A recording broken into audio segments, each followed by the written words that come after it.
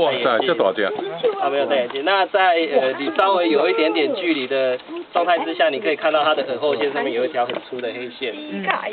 哦。那像沙子哦。哎呀，摸起来触感还蛮棒的。那今天最大通常只有母的会长到这么大，通常只有妈妈会长到这么大。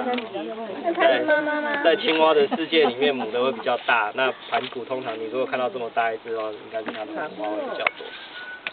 它会比黑眼蟾蜍、黑光条大很多，就是理论上它比较容易长到那么大只，但是黑光蟾蜍我有看过像这么大。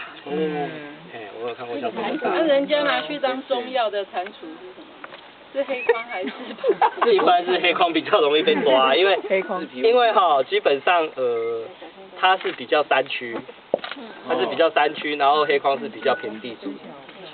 但是像在某一些地方，比如说像善品，在冬天的时候，盘古会降迁下来，但是到了夏天，盘古又往上跑，又不见了。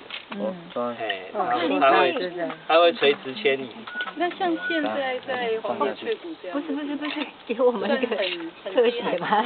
对，那基本上这个时间点，他们应该要稍微往上爬一点。比较热，他们就往高山跑。